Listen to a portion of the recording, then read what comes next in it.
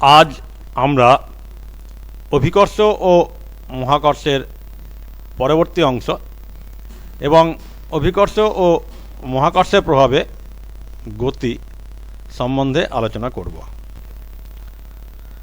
আমরা আগে আলোচনা করেছিলাম যে এই বিশ্বের যে কোনো দুটো বস্তু পরস্পরকে সরলরেখা বরাবর আকর্ষণ করে, তাহলে তো পৃথিবীর ওপর প্রতিটি বস্তুর সঙ্গে অন্য সব বস্তুর ঠোকাঠুকি লাগা উচিত, কিন্তু তা তো হয় না। তাহলে কি পৃথিবীর ওপরের বস্তুগুলোর ক্ষেত্রে মহাকর্ষ সূত্র খাটে না? ধরা যাক এ ও বি দুটি 1 কেজি ভরের বস্তুকণা পৃথিবী পৃষ্ঠের উপর পরস্পর থেকে 1 মিটার দূরে রয়েছে। এর ফলে তারা পরস্পরকে যে বল দিয়ে আকর্ষণ করছে তার পরিমাণ ধরা যাক F1 নিউটন। এখানে তাহলে M1 সমান 1 কেজি, M2 সমান 1 কেজি আর D সমান 1 মিটার। তাহলে F1 সমান G into M1 M2 by D square সমান 6.67 বাই 10 টু দি পাওয়ার 11, এটা হচ্ছে জি এর মান, ইন্টু 1 বাই 1 স্কোয়ার, কারণ M1 M2 1 কেজি আবার D সমান 1 মিটার।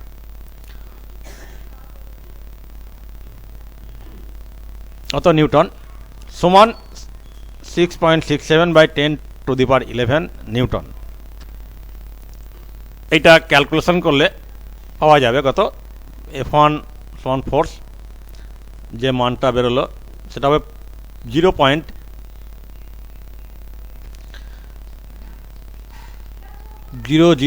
এভাবে 10টা জিরো আছে, অর্থাৎ পয়েন্টের পরে 10টা জিরো, 667 নিউটন। অর্থাৎ বস্তুকণা দুটির মধ্যে 6.67 নিউটন এর 10,000 কোটি ভাগের 1 ভাগ মহাকর্ষ বল কাজ করবে। বুঝতেই পারছ বলটা খুবই ক্ষীণ, খুবই সামান্য পরিমাণ বল। এবার পৃথিবী পৃষ্ঠে থাকা একটি 1 কেজি ভরের বিন্দু বস্তুকে পৃথিবী কত পরিমাণ বল দিয়ে আকর্ষণ করছে সেটা দেখা যাক। আমরা ধরে নিলাম সেই আকর্ষণ বল হচ্ছে F2 নিউটন। পৃথিবীর ভর 5.96 into 10 to the power 24 KG. এই যে 10 টু দি পাওয়ার 24 অর্থাৎ একের পরে 24টা শূন্য। এখন পৃথিবীর ব্যাসার্ধ সমান 6370 কিমি, সমান 6370 into 10 to the power 3 metre, সমান পৃথিবীর পৃষ্ঠে থাকা বস্তুকণা ও পৃথিবীর কেন্দ্রের দূরত্ব। এখন F2 সমান কত হবে? G ইন্টু বস্তুকণার ভর ইন্টু পৃথিবীর ভর ডিভাইডেড বাই পৃথিবীর কেন্দ্র থেকে বস্তুকণার দূরত্বের স্কয়ার, সমান সমান কত হলো? G এর মান কত? 6.67 by 10 to the power 11 into বস্তুকণার ভর কত? 1, আর পৃথিবীর ভর কত? 5.96 ইন্টু 10 টু দি পাওয়ার 24, আর দূরত্ব কত যেটা পৃথিবীর ব্যাসার্ধ 6370 ইন্টু 10 কিউব তার হোল স্কয়ার, এত নিউটন। সমান ক্যালকুলেশন করলে যেটা বেরোবে 9.797 নিউটন। এই 9.797 নিউটন বল এবং অর্থাৎ F2 আর আগে যে F1 পেয়েছিলাম দশমিকের পরে কত? 10টা শূন্য, 667, এই নিউটন বলের চাইতে অনেক অনেক বেশি। অর্থাৎ F2 very very greater than F1। অর্থাৎ F2 পৃথিবী 1 কেজি ভরে একটা বস্তুকে যে পরিমাণ বল দ্বারা আকর্ষণ করছে সেই যে বলের পরিমাণ, আর দুটো 1 কেজি ভরের বস্তু পরস্পরকে যে পরিমাণ বল দ্বারা আকর্ষণ করে তার পরিমাণের থেকে অনেক অনেক বেশি। তাহলে এটা বোঝা যাচ্ছে যে পৃথিবী পৃষ্ঠে থাকা 1 কেজি ভরের বস্তুকণা দুটিকে পৃথিবীর যে পরিমাণ বল দিয়ে টানে তার তুলনায় ওই দুটো বস্তু বা বস্তু দুটোর মধ্যে পারস্পরিক আকর্ষণ বল এতটাই নগণ্য যে তার কোনো প্রভাব বাস্তবে বোঝা যায় না। নিউটনের মহাকর্ষ সূত্র প্রয়োগ করে একক ভরের বস্তুর উপর অভিকর্ষ বলের যে রাশিমালা আমরা পাই সেটা হলো কি F সমান G into M into 1/r²। দেখুন ক্যাপিটাল M, এটা হচ্ছে পৃথিবীর ভর, আর 1 কেজি ভরের বস্তু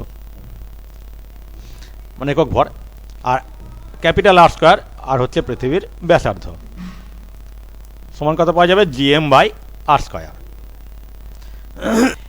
এই একক ভরের বস্তুর উপর পৃথিবীর অভিকর্ষ বল আমরা কত পেলাম, তাহলে ক্যাপিটাল GM/r²।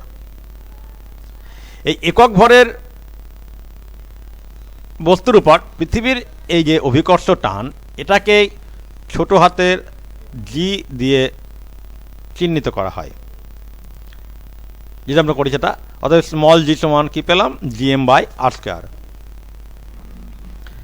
ফলে m ভরের বস্তুর উপর পৃথিবীর অভিকর্ষ বলের মানকে, অর্থাৎ m ভরের বস্তুর ওজনকে যদি W বলা হয়, তাহলে কি হবে, কিভাবে লেখা যাবে, W সমান capital GM into small m/r², বা W সমান capital GM/r² into small m, বা W সমান এই যে ক্যাপিটাল GM/r² এটা মানে হচ্ছে স্মল g ইন্টু m, অর্থাৎ GM, ছোট হাতের GM। অর্থাৎ আমরা কি পেলাম, m ভরের একটা, এই যে m ভরের একটা বস্তুকে পৃথিবীর যে বল দ্বারা আকর্ষণ করে তার মান হচ্ছে স্মল g, অর্থাৎ ছোট হাতের g ইন্টু m। অর্থাৎ m ভরের বস্তুকে GM এই পরিমাণ বল দ্বারা পৃথিবী আকর্ষণ করে, এটাই হচ্ছে বস্তুর ওজন, সেটাকে আমরা এখানে W ধরেছি। অর্থাৎ কোনো বস্তুর ওজন বার করতে গেলে সেই বস্তুর ভরকে কি করতে হয়, এই ছোট হাতের G, এটাকে বলা হয় অভিকর্ষ ত্বরণ, এটা দিয়ে গুণ করতে হয়, তাহলে সেই বস্তুর ওজন পাওয়া যায়। অর্থাৎ সেই বস্তুকে পৃথিবী যে বল দ্বারা আকর্ষণ করছে সেই বলের পরিমাণ, সেটাই হচ্ছে বস্তুর ওজন। অভিকর্ষ ও মহাকর্ষের প্রভাবে গতি। একটা খেলার বলকে উপরের দিকে থেকে ছুঁড়ে দাও, ওপর থেকে ছুঁড়ে দেওয়া হলো না, উপরের সরি উপর থেকে ছেড়ে দেওয়া হয়েছে, একটা খেলার বল নিয়ে উপর থেকে ছেড়ে দেওয়া হলো, কি হবে, বলটি অভিকর্ষের টানে নিচের দিকে পড়তে থাকবে। বলটি ছাড়ার ঠিক আগের মুহূর্তে সেটির বেগ কত ছিল, কিন্তু তার পরের মুহূর্তে বলটির বেগ কি আর 0 ছিল? তাহলে বলটির বেগ সময়ের সঙ্গে সঙ্গে বেড়েছে, অর্থাৎ বলটিতে একটা ত্বরণ সৃষ্টি হয়েছে। এই ত্বরণের জন্য কোন বল দায়ী সেটা তোমরা নিশ্চয়ই বুঝতে পারছো। অর্থাৎ বলটি যখন ঠিক ছাড়া হলো তখন বলটির বেগ 0, উপর থেকে ছাড়ছি, তারপর আস্তে আস্তে বেগ কি হচ্ছে, বাড়ছে, অর্থাৎ যত সময় যাচ্ছে বলটির বেগ তো বেড়ে যাচ্ছে, অর্থাৎ সেখানে একটা ত্বরণের সৃষ্টি হচ্ছে। এই যে অভিকর্ষ বলের প্রভাবে অবাধে পতনশীল কোনো বস্তুতে যে ত্বরণের সৃষ্টি হয় তাকে বলা হয় অভিকর্ষজ ত্বরণ। নিউটনের গতিসূত্র অনুযায়ী বল সমান কি, ভর ইন্টু ত্বরণ, অর্থাৎ F সমান m into a।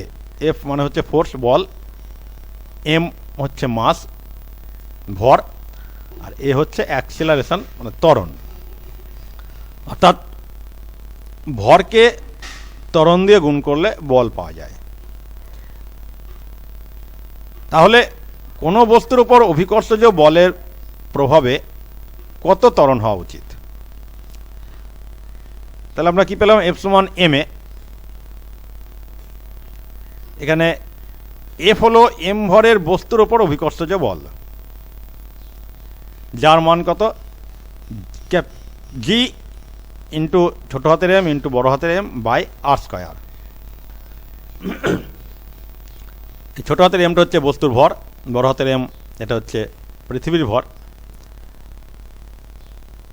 R R square হচ্ছে ডিস্টেন্স, দূরত্ব, বস্তুদ্বয়ের মধ্যে দূরত্ব। অতএব G M M by R square সমান এম এ, বা এ সমান G M by R square সমান জি। এখানে বোথ সাইড এম এম বাদ চলে যাবে, তাহলে আমরা এ সমান কি পেলাম, G M by R square, এটা সমানই হচ্ছে জি। তাহলে দেখা যাচ্ছে যে জি বস্তুর ভর এম নিরপেক্ষ, অর্থাৎ এই যে জি এর মান অভিকর্ষ ত্বরণ, এই জি এর মান বস্তুর ভরের উপর নির্ভর করছে না, কারণ দেখো এর ভেতরে কোনো এম নেই, অর্থাৎ জি এর মান অর্থাৎ অভিকর্ষ ত্বরণের মান বস্তুর ভরের উপর নির্ভর করে না। তার মানে কী হবে, অর্থাৎ যে কোনো ভরের বস্তুর ক্ষেত্রেই এই জি এর মান একই থাকবে। অতএব দেখা গেল কি যে একক ভরের বস্তুর ওপর অভিকর্ষ বলের মান ও অভিকর্ষজ ত্বরণের মান সমান, অর্থাৎ একক ভরের কোনো একটা বস্তুর উপর অভিকর্ষ বলের মান যা হবে, অভিকর্ষজ ত্বরণের মান একই হবে। এসআই পদ্ধতিতে এই যে জি অভিকর্ষ ত্বরণ এর গড় মান হচ্ছে কত, 9.8 মিটার পার সেকেন্ড স্কয়ার। এবারে ছোটো হাতে জি সমান কী পেলাম, আমরা কি পেয়েছি, G M by R square. এই সূত্রটিতে যেহেতু জি এম ধ্রুবক, জি হচ্ছে মহাকর্ষীয় ধ্রুবক আর এম পৃথিবীর ভর, দুটোই ধ্রুবক, কনস্ট্যান্ট নাম্বার। অতএব এই অভিকর্ষীয় ত্বরণ ছোটো হাতের জি এর মান তাহলে নিশ্চয় আর এর উপর নির্ভর করে, অর্থাৎ আর এর উপর নির্ভরশীল। পৃথিবীর সব স্থানে আর এর মান কি সমান, তাহলে পৃথিবীর সব স্থানে জি এর মান কি সমান, পৃথিবীর সব স্থানে কি বস্তুর ওজন এম জি সমান হবে?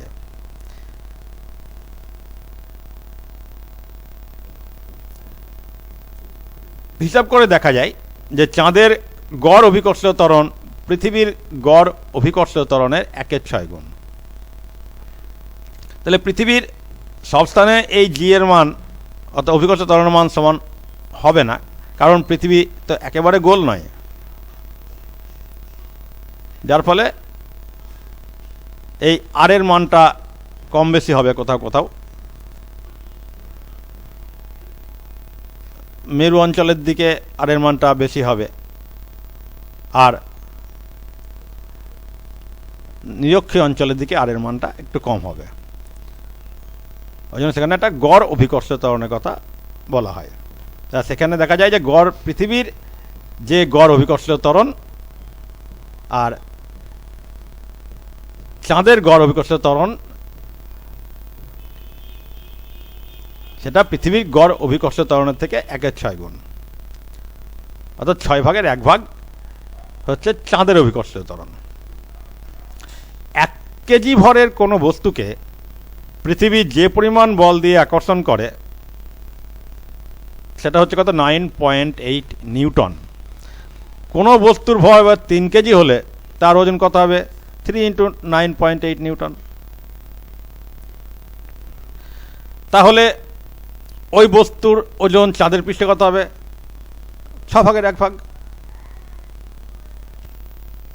একটা ছোট্ট কাগজের টুকরো আর একটা পাথরের টুকরোকে একসঙ্গে একই উচ্চতা থেকে ছেড়ে দেওয়া হলো, কি দেখা যাবে যে পাথরের টুকরোটি কি ভারী বলে তা কাগজের টুকরোর থেকে আগে মাটিতে এসে পড়লো? আমরা বাস্তবে কি দেখতে পাবো যে পাথরের টুকরোটা আগে পড়ে যাবে আর কাগজের টুকরোটা অনেক পরে মাটিতে এসে পড়বে। গ্রিসের বিখ্যাত দার্শনিক অ্যারিস্টটল কিন্তু এমনই ধারণায় পোষণ করতেন যে হালকা বস্তুর তুলনায় ভারী বস্তু আগে মাটি স্পর্শ করে। পরবর্তীকালে ইতালির বিজ্ঞানী গ্যালিলিও গ্যালিলাই প্রমাণ করে দেখান যে হালকা ভারী সব বস্তুকেই একই উচ্চতা থেকে একসঙ্গে ছেড়ে দেওয়া হলে তারা একসঙ্গেই মাটি স্পর্শ করবে। অর্থাৎ অ্যারিস্টটলের ধারণা ভুল ছিল।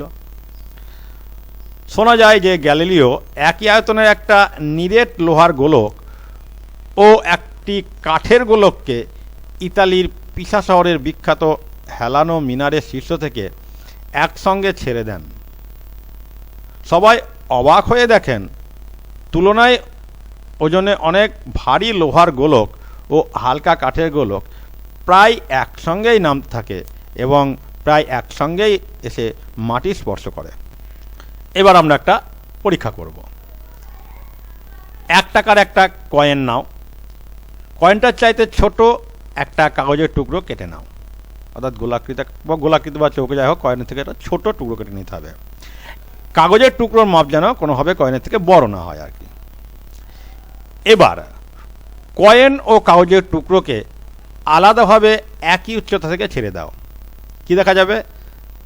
যে দেখা যাবে কি কয়েনটা আগে পড়বে আর কাগজের টুকরোটা পরে পড়বে। এইবার কয়েনটার উপর কাগজের টুকরোটাকে ভালোভাবে বসাও ও কাগজের টুকরো সহ কয়েনটা ছবির মতো ছেড়ে দাও। দেখো এই ছবিতে এই কয়েনের উপরে কাগজের টুকরোটা ভালোভাবে বসিয়ে দেওয়া আছে। এবার একসঙ্গে ঠিক এইভাবে ধরে লম্বা করে ছেড়ে দিয়েছে। কাগজের টুকরোটা কিন্তু কয়েনের উপরের দিকে আছে, কয়েনের উপরে রাখা আছে। কি দেখা যাবে? যে কাগজের টুকরোর চেয়ে কয়েন তো অনেক বেশি ভারী, তাহলে তারা একসঙ্গে মাটি স্পর্শ করলো কেন? কি দেখা যাবে? তারা একসঙ্গেই পড়ছে, কিন্তু প্রথম ক্ষেত্রে কিন্তু তারা আলাদা আলাদাভাবে পড়েছিল। তাহলে প্রথমে কী করেছে? আলাদাভাবে ফেলেছিলাম, আলাদাভাবে ফেলার সময় কয়েন যেভাবে বায়ুর বাধাকে অতিক্রম করতে পেরেছিল কাগজের টুকরো সেটা কিন্তু পারেনি, যার ফলে কি হয়েছে? কাগজের টুকরোটা পরে পড়েছিল। তাহলে একসঙ্গে ফেলার সময় যেহেতু কয়েন ও কাগজের টুকরো একসঙ্গে বায়ুর বাধা অতিক্রম করেছে, তাই এক্ষেত্রে কয়েন ও কাগজ একসঙ্গেই পড়ছে। তাহলে যখন আমরা কয়েনের উপর কাগজটা রেখে দিলাম, দিয়ে একসঙ্গে ফেলছি, সেক্ষেত্রে তাহলে একই সঙ্গে তারা বায়ুর বাধা অতিক্রম করছে, যার ফলে তারা একই সঙ্গে পড়ছে। তাহলে বায়ুর বাধা না থাকলে কয়েন ও কাগজকে যদি আলাদাভাবে ফেলা হতো, তাহলে কি তারা একই সময় পড়তো না কয়েনের থেকে আগে পড়তো? কয়েন আগে পড়তো? অবশ্যই একসঙ্গে পড়তো। যদি কোনো বাধা না থাকতো তাহলে আমরা আলাদা আলাদাভাবে ফেললে পরেও কয়েন এবং কাগজের টুকরো একই সঙ্গে পড়তো। পৃথিবীর টানে কোনো বস্তু পৃথিবীর দিকে পড়তে থাকলে তাকে বলা হয় পতনশীল বস্তু। তো স্থির অবস্থা থেকে বাধাহীনভাবে পতনশীল বস্তুর ক্ষেত্রে গ্যালিলিও 3টি সূত্র বলেছেন। কি বলেছেন 3টি সূত্রে? প্রথম সূত্রে বলছে একই উচ্চতা ও স্থির অবস্থা থেকে অবাধে পতনশীল বস্তুর সমান দ্রুততায় নিচে নামে। এই যে অবাধে পতনশীল অর্থাৎ বাধাহীনভাবে, সেখানে কোনো রকম বাধা থাকবে না। কিন্তু বাস্তবে আমরা কি দেখি? যেখানে বাতাস আছে, বায়ুর বাধা আছে, ওই জন্য তারা একসঙ্গে পড়তে পারে না। সময় বাড়ার সঙ্গে সঙ্গে পতনশীল বস্তুর বেগও বাড়তে থাকে। 2 নম্বর। আর 3 নম্বর হলো কি? সময় বাড়ার সঙ্গে সঙ্গে পতনশীল বস্তুর অতিক্রান্ত দূরত্ব বাড়তে থাকে। পৃথিবীর ওপর দাঁড়িয়ে একটা পাথরের টুকরোকে সোজা উপরের দিকে ছুঁড়ে দাও। পাথরটি যত উপরের দিকে উঠবে কি হবে? তত তার গতিবেগ কমতে থাকবে। কমতে কমতে সেই গতির দিক উল্টে গিয়ে পাথরটি আবার কি হবে?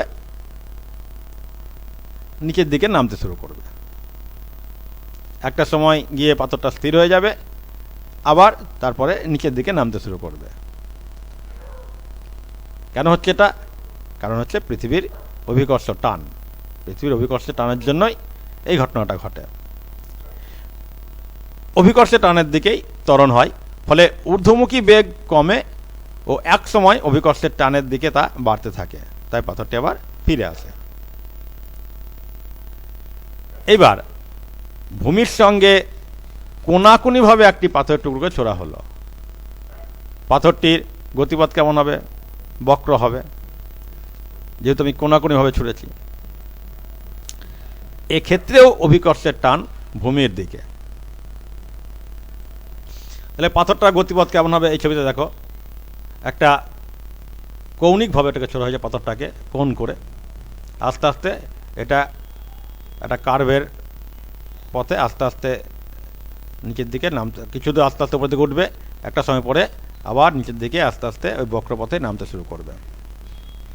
পাথরের গতির দিক দেখো, তীর চিহ্নে দেখানো হয়েছে সোজা এদিকে, আস্তে আস্তে দিক পরিবর্তনটা হবে, কিন্তু অভিকর্ষের দিকটা সবসময় কী হবে? নিচের দিকে আছে।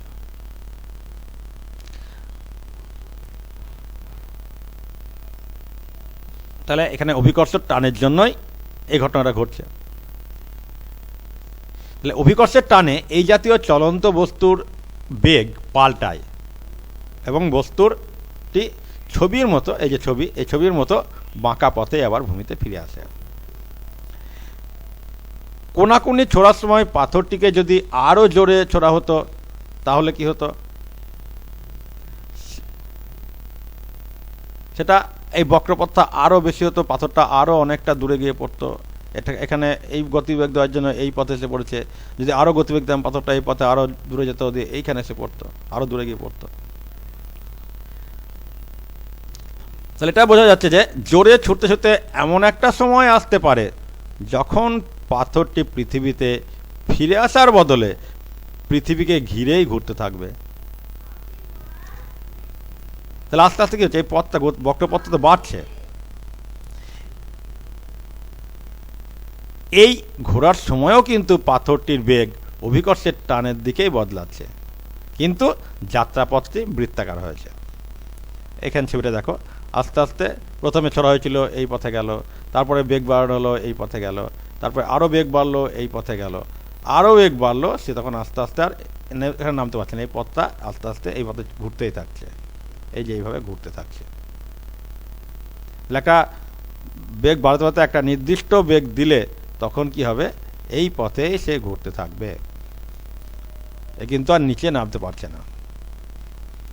পৃথিবী থেকে আকাশে পাঠানো কৃত্রিম উপগ্রহকে এভাবেই ছোড়ার ফলে তা পৃথিবীকে ঘিরেই ঘুরতে থাকে। তাহলে এটা ঘুরছে কিন্তু পৃথিবীর অভিকর্ষজ টানের জন্যই, এই পৃথিবীর চারিদিকে ঘুরতে থাকবে, এ আর কখনোই পৃথিবীতে ফিরে আসছে না।